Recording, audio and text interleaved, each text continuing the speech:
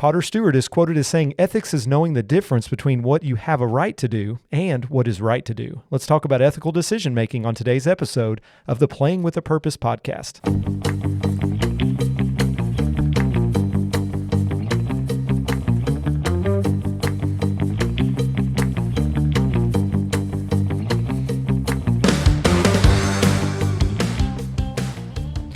All right, welcome to the Playing with a Purpose podcast, where we explore topics related to the moral development of collegiate athletes and young people as it relates to character, responsibility, and purpose. I'm your host, Matt Barker, and today I'm excited to have Freed-Hardeman University Associate Professor of Bible and Philosophy, Dr. Matt Sokoloski, or as we like to affectionately call him, Soko. We'll call him Soko. Hello. So good to have you on the program. Thanks. Good to be here. I think you have a great first name, by the way. Matt, yeah. And we also had Matt Cook on not too long ago. So there's a lot of Matts that work at Freed-Hardeman. So sure. Matt Vega, Matt Cook, Matt Sokoloski, Matt Barker. There's probably some others we're leaving out there.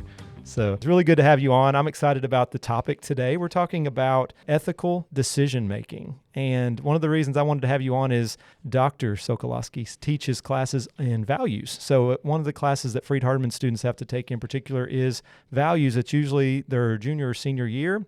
It's a 400-level class, and a lot of what they talk about is how to make ethical decisions, how to approach moral dilemmas, things like that. And so I'll be full disclosure here. When I asked Soko to be on the podcast, he said, "Hey, I'm not an athlete here. I don't know if I can really bring much insight on that," which is the same thing that Robert Hatfield told me as well. And I'm like, "No, Robert and Soko, I'm good. I want you on for other reasons besides athletics, because this topic is very important, not just for athletes, but students in general." So really excited to have you on. If you could just give us a little bit of background for our listeners that might not know who you are, give us a little bit of background about your work experience, family, things like that. Okay, well, let me explain why I'm not an athlete. My brother shot me in the eye with a BB gun when I was 3 years old. Okay. He was like 7 or 8. Tore my retina in 2 places. And so that directed my path away from sports because I couldn't play anything that would have like contact because of, the threat. It jeopardized your eye. athletic career at an early age. It's like that one thing that forever like changes the trajectory. So that's why I'm like, can run, and I'm afraid of a Frisbee if it comes right at me. No basketball, no football. No, I played baseball. I don't know how familiar all listeners are with Freed-Hardeman history, but I played Simu basketball. So that tells you my level of... I loved Simu. Simu was one of my favorites. So you and Brad Montague and all them. Yeah, we played basketball together. Yes. Okay, so I'm from South Texas. I'm from San Antonio. Really didn't know anything about Freed-Hardeman at all. Freed-Hardeman, hardly. But I came here, when I came and visited, I was just blown away. I was like, there are other people like me. I had not really experienced being in a Christian community. And so I was like, that's where I'm going. And my parents were like, where's this place in Tennessee you're wanting to go? And lo and behold, my junior year, they moved up. So they've been here a long time. So like all my family. They've bought in there, yeah. The same thing with my wife. Had never stepped foot on Freed-Hardeman until the day she moved in. So Freed-Hardeman has changed our life. It was very transformative. So we have both had the desire to come back to Christian higher education. So that's why I was always interested in apologetics, Christian apologetics. And so I was science in undergrad, actually. But then I made the transition I did my master's in New Testament here, and then went to Ole Miss to do a master's in philosophy to kind of get that grounding that I needed. And then I did my PhD at University of Arkansas. And then I taught down at Faulkner for 7 years, which was great folks down there. And then finishing my 5th year back here. So me and my wife are here. We've got our 2 kiddos, our daughters, Esther and Eden, who are great. Yeah. And we're just living our best life in Henderson, Tennessee. Yeah, I'm really thankful to have you here. And you also do campus ministry work at the Henderson Church where I go as well. So appreciate your work there as well. So you're a busy guy. A lot of stuff going on with your family, at the church, here at Freed. So really thankful you took the time today to come on.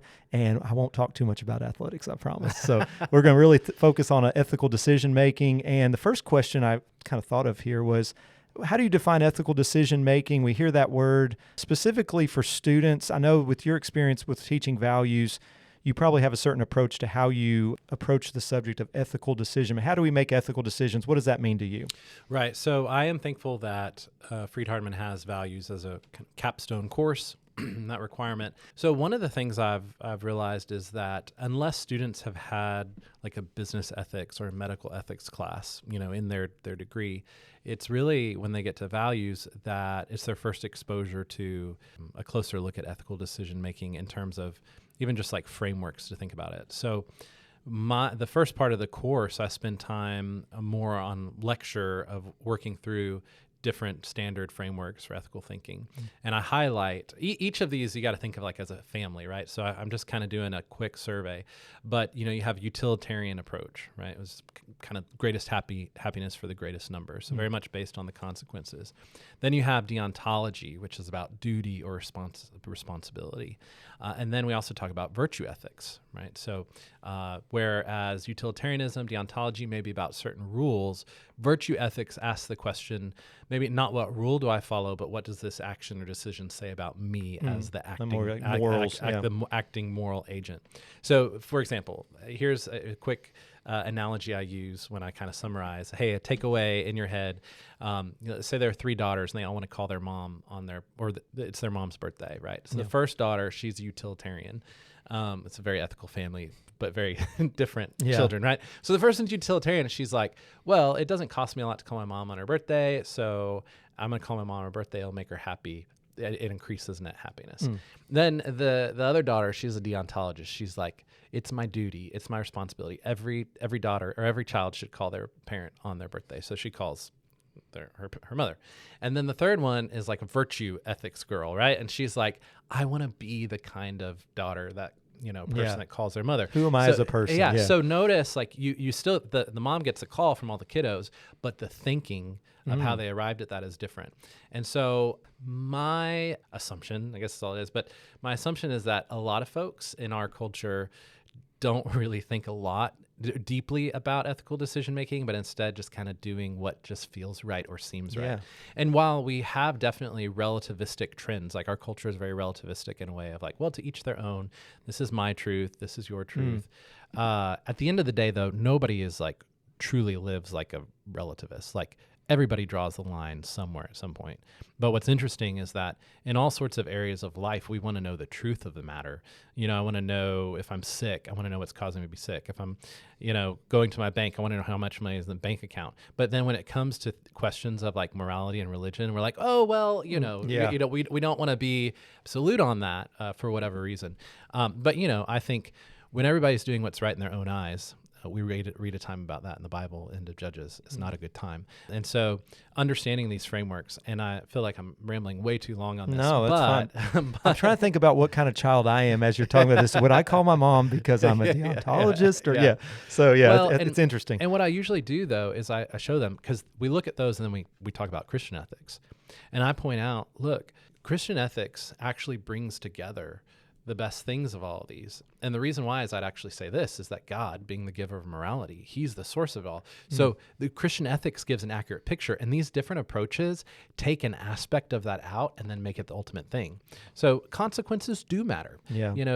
Promoting good is important, but that was a system that was trying to remove appealing to religion, right? And so it gets distorted. Same things, each of these things. Like, for example, virtue ethics. Well, how do we know what virtues we ought to follow? And like, who's our virtuous model? Who's our standard? Yeah. Well, from a Christian perspective, we have an answer, right? Like Jesus, right? So I think Christian ethics, I should give them the frameworks, and then we talk about how really going back to the Bible is the right place to go, because that's actually where these others maybe take an insight from, but then distort something in the process. Yeah, it's interesting too, because again, I'm not going to talk a whole lot about athletics, but when we think about athletics, maybe just say, for example, here at Freed-Hardeman, there's so many different backgrounds of all these different athletes, and even just students in general at Freed-Hardeman. They're all coming from different backgrounds, all different ways of thinking, and trying to navigate that in a classroom as well as a team. That's interesting, because everybody's coming from different perspectives on that. So maybe some of that has to do with the team developing a team culture, just like we try to have a culture here at Freed-Hardeman, maybe the same way. But what are some, I guess maybe one of the questions is, what are some of the ethical challenges that you probably see from a college student perspective, which probably could be some that we see in athletes as well, that people face, that college students face typically, that they're kind of struggling with now probably? The first one that comes to my mind is just integrity. And that's applicable whether you're a student athlete or a theater major, right? I mean, it doesn't matter who you are, right? Integrity applies across the board. And I did actually, reach out to some of my student athletes and, ask them for some perspective on some of these questions. And, one person just said, the challenge, the pressure of just unsportsmanlike conduct, or they said, for example, lying or hiding when you've done something against the rules. Like maybe the ref doesn't see, but like, do you just act like it didn't happen? Right? That's an integrity kind of issue. And then you take that. So I think the student athletes, and not just student athletes, but people involved in whatever extracurricular, you have these different responsibilities in different areas. And the primary is, of course, to get your education. Right.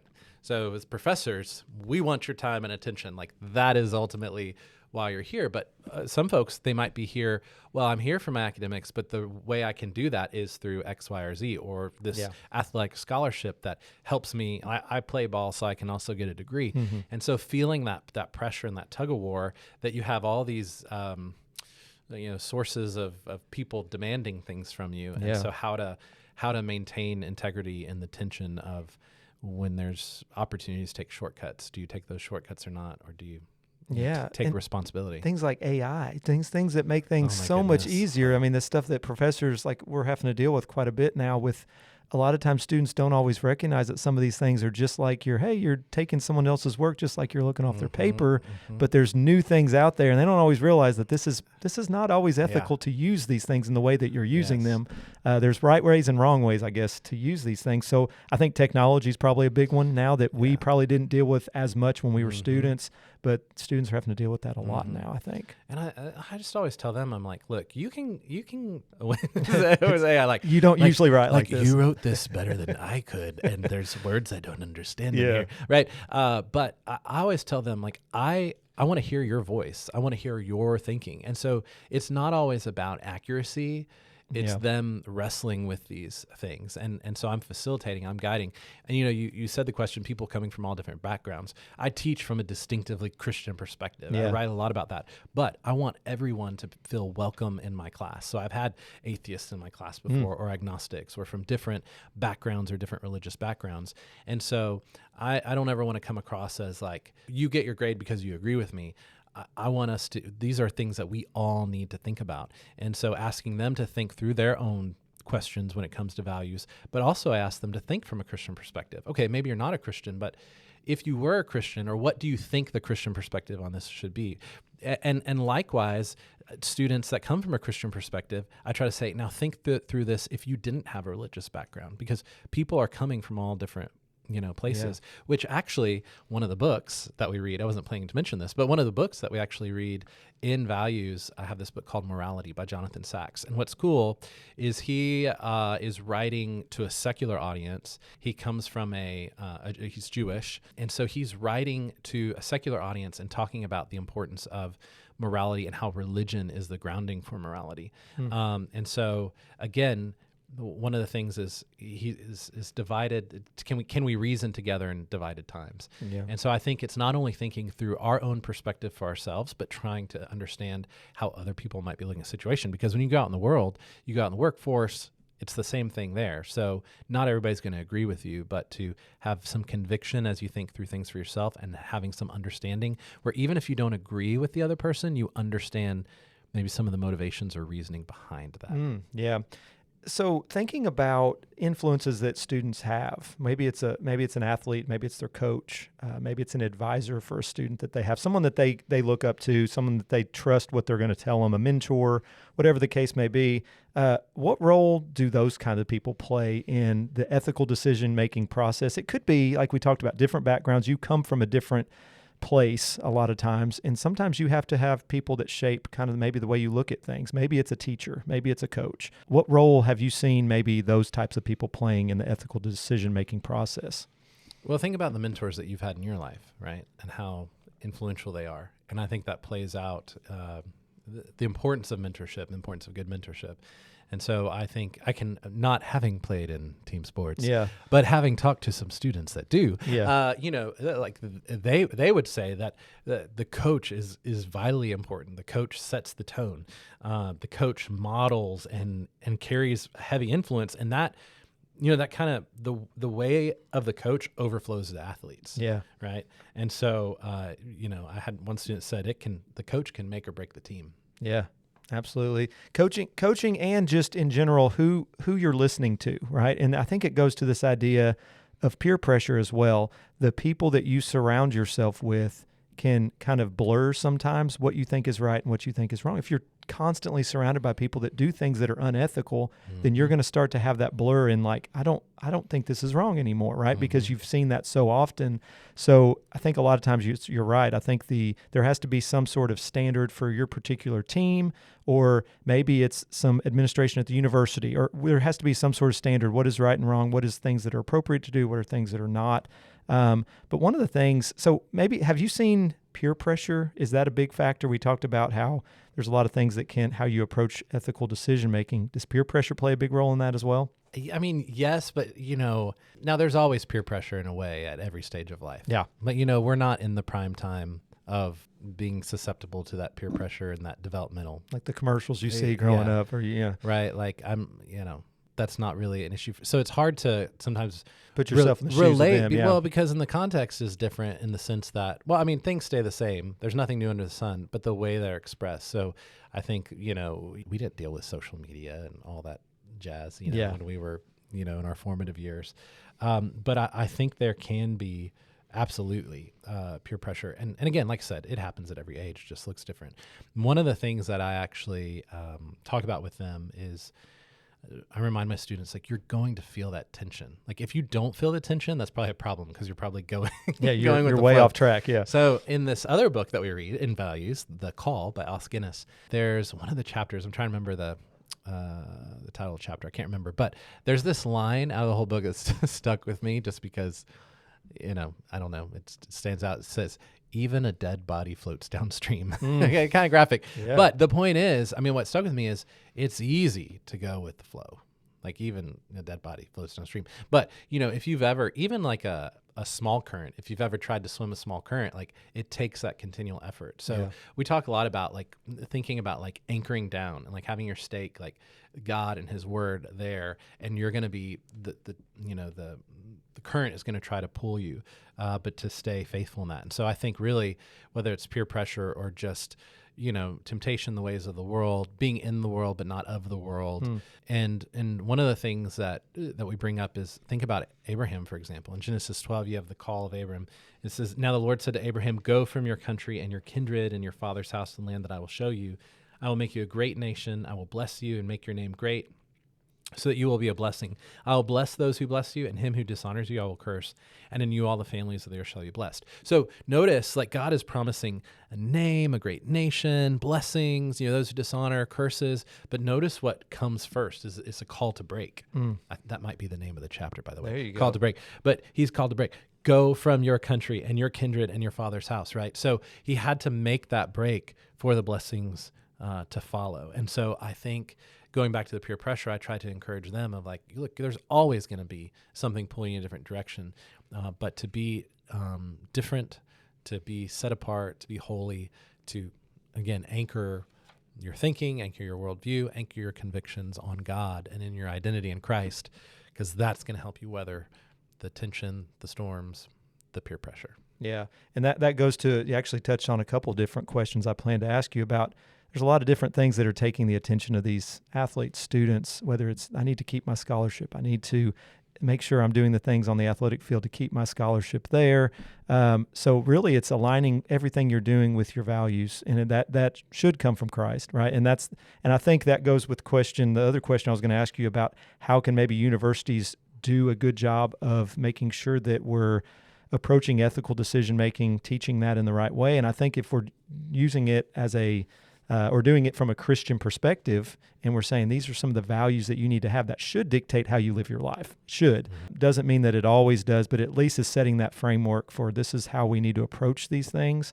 And if we do that, then it's going to be something that will be beneficial in the long run for sure. Well, I polled my student athletes and said, what kind of things do you think that, programs, universities, and really the only thing that was mentioned was the NAIA has the champions of character, right?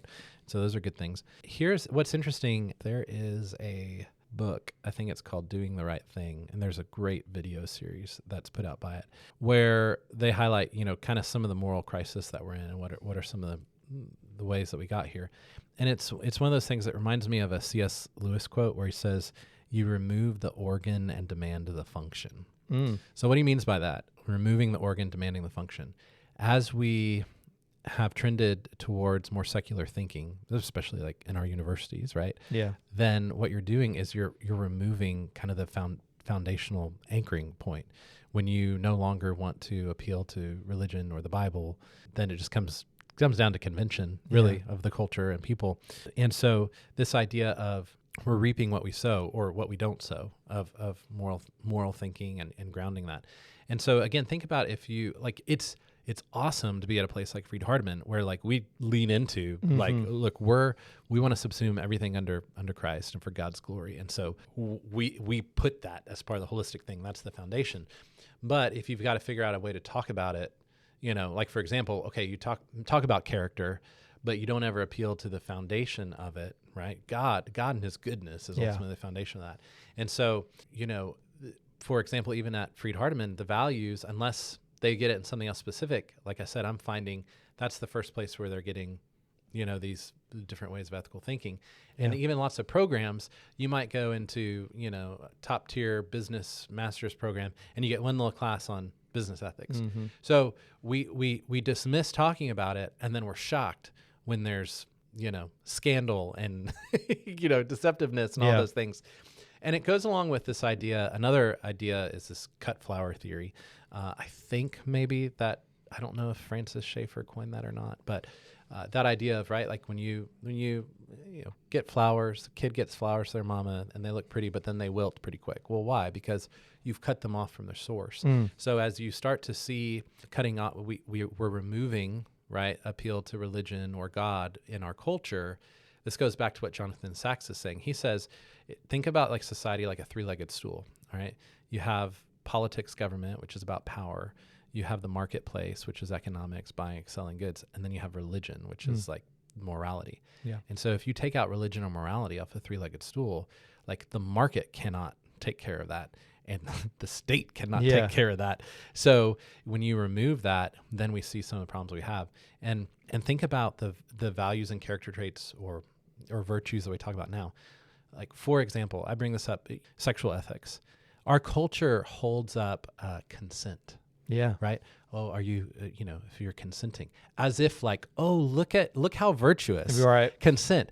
Do you realize how low a bar that is, right? Of just consent, getting somebody to agree. So we hold up these virtues now that are like actually bottom of the barrel, and yet we treat like they're great when actually, again, we've removed the source, God, and so we see the atrophy of the virtues and the values in the culture. Yeah, it's really interesting stuff. Sorry, I feel like some of the stuff I've never, I feel like I needed to take your values class again. I took it back in the day, but man, this is good stuff.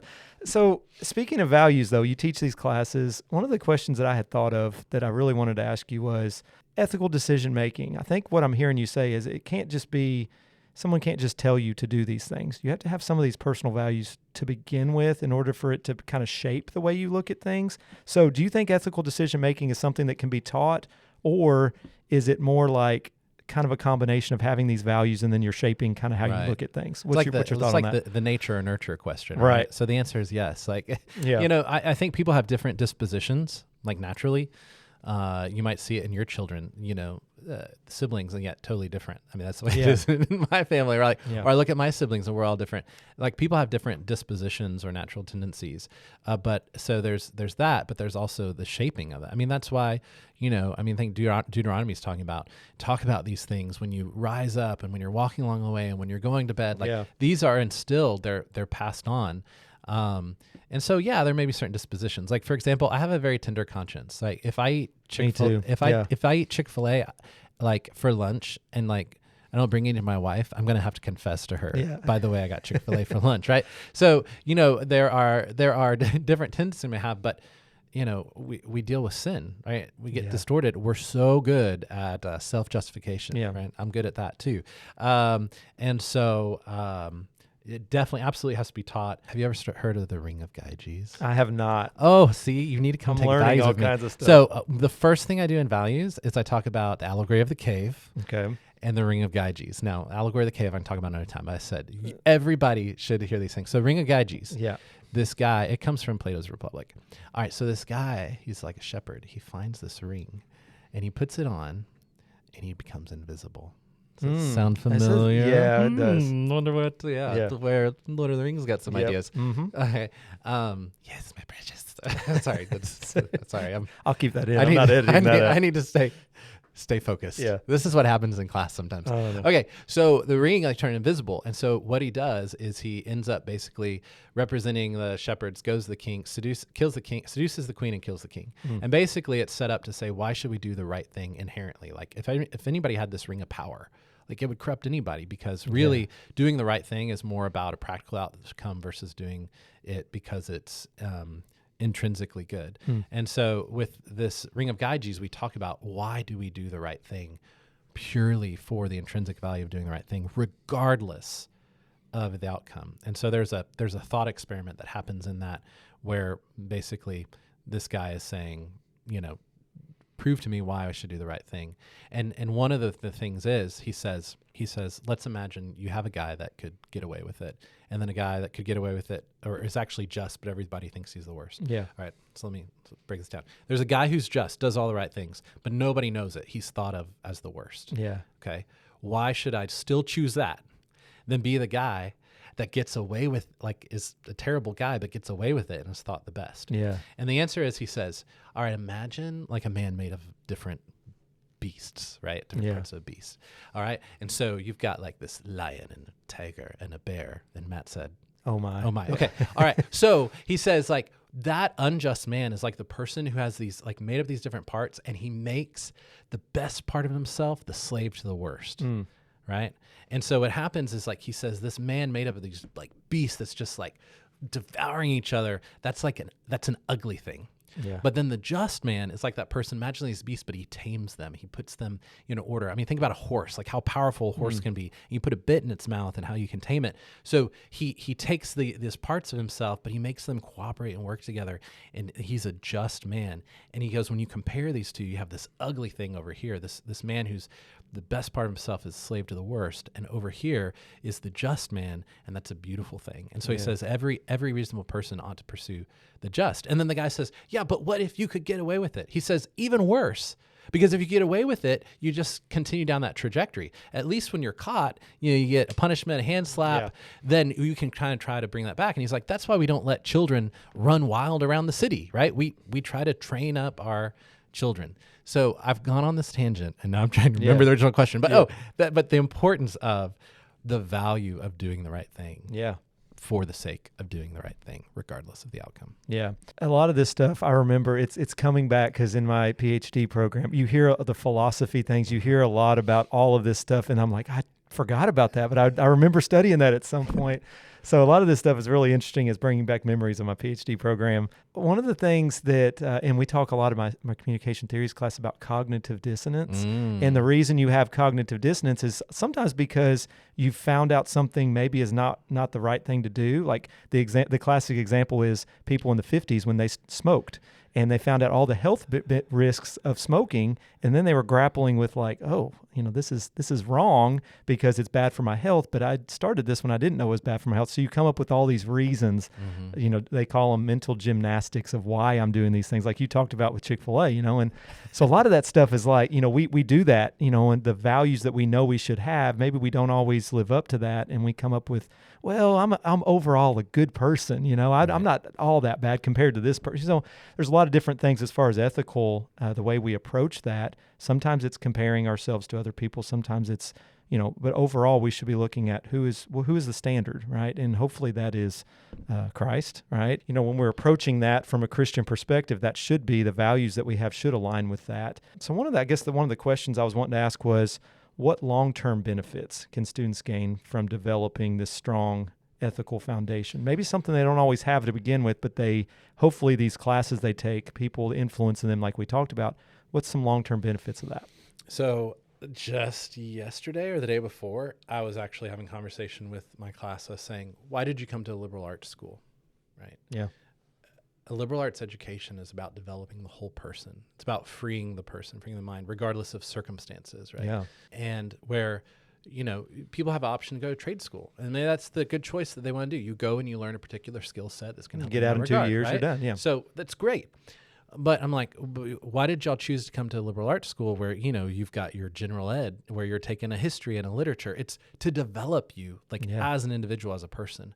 And so I think part of that development, which happens whether you go to college or not, it should happen, right? Everybody needs to be a moral person. But this opportunity to come and pursue higher education, putting it all under the lordship of God, and giving that holistic picture, then thinking through that to deepen those convictions, it's like transferable skills, right? Yeah. I mean, it's even like if you get a degree in one thing, that doesn't mean, like my undergrad was in biology, right? Yeah. And I love turtles. I did a senior thesis on turtles. Shout out to Dr. Dr. Butterfield's awesome. Yeah. All right. So, but like the transferable skills, right, that happen. And so as we think about not just for the practical purposes, it goes back to the ring of Gyges we're just talking about, for intrinsically doing the right thing. And we'll all give an account, one day. And so being just regardless, when you were talking there just a minute ago about how we can like self-justify and all that, I think that's part of the challenge as we align our whole selves, right? So I can know intellectually what I ought to do. I can emotionally desire that. Yeah. But do I have the willpower to do that too, right? Yeah. So that's like, the whole self orienting towards that. Like the example I always think of is like Reese's peanut butter eggs. So good. I love them. Oh. And now I'm developing glucose intolerance. I'm like pre-diabetic, right? So like I know that I ought not. And if I open a Reese's, I can put away a Reese's peanut butter egg 6-pack in like 3 minutes. Okay. Yeah. All right. Like I know intellectually, I know that. I don't like desire to, flood my blood with sugar like that. But the question is, will I have the willpower now? Right. Yeah. Sometimes I do. I don't. Yeah, that's tough. Well, yeah. I didn't listen. I walked by the candy aisle yesterday. Yeah. There was a whole thing of Reese's peanut butter eggs. And you know what I did?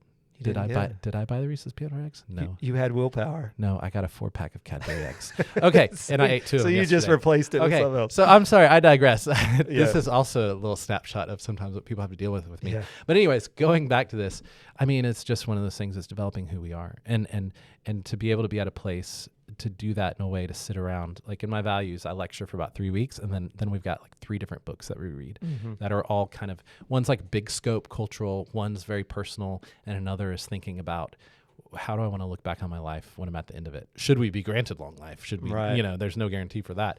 And so what I'm having them do is think about the big societal issues, how they personally fit into that, and then thinking about when they're at their prime of life, thinking about their own mortality, because you've got to think about what matters. And so what is going to be your anchor? What's going to be your source of values, perspective, morals, outlook? Yeah. And a lot of that has to do with the people you surround yourself with too. I know like a lot of for me anyway, a lot of, the experiences I have at Freed-Hardeman, a lot of those were in my classes. I really appreciated my professors, but a lot of that was the relationships I built here at Freed-Hardeman with the professors, with my friends. And those are the things you take with you. And if you do things in the right way, you have a lot of positive memories and different things like that as well. Well, and we also talk about the importance of, we have a ministry of reconciliation. We are ambassadors for Christ. So we talk about different ways to engage culture. There's some people that just blend in, right? And so they don't really stand out. Then there's those that, hey, let's like circle the wagons and withdraw from the world and like, be isolated by ourselves, right? Which I sometimes say, okay, is Freed-Hardeman that? And they're like, but what's the purpose? To come here, to be strengthened, and then to go out into the world and be salt and light. Yeah. And so we talk about that kind of transformative presence and how we go about then doing that. Yeah. Really good stuff. I really appreciate you coming on. Is there anything else that you can think of we didn't touch on today that you wanted to mention? You touched on everything, even Cadbury eggs. We talked about Cadbury eggs and Reese's. I've told you everything I know. Yeah. No, I'm happy. I'm good. I should stop while I'm ahead, right? Yeah. I really appreciate you coming on. It's been a great discussion, and I think our listeners are going to benefit a lot from this as well. A lot of stuff we don't always think about, ethical decision making. Hopefully it's something that we have as a part of our life, but it's not something that we always look at kind of what makes that up, So I really appreciate you coming on and talking about that. And with that, we'll kind of wrap up. Thanks for joining us for this week's episode of the Playing with a Purpose podcast. Special thanks again to Matt Sokoloski for being my guest this week. Be sure to check out this episode and future episodes on Spotify or anywhere you listen to podcasts. You can also catch the Playing with a Purpose podcast on the Ministry League Podcast Network, the Freed-Hardeman Athletics Champions of Character website at gofhulions.com/champions of character, and on the NAIA Champions of Character website at naia.org/champions of character.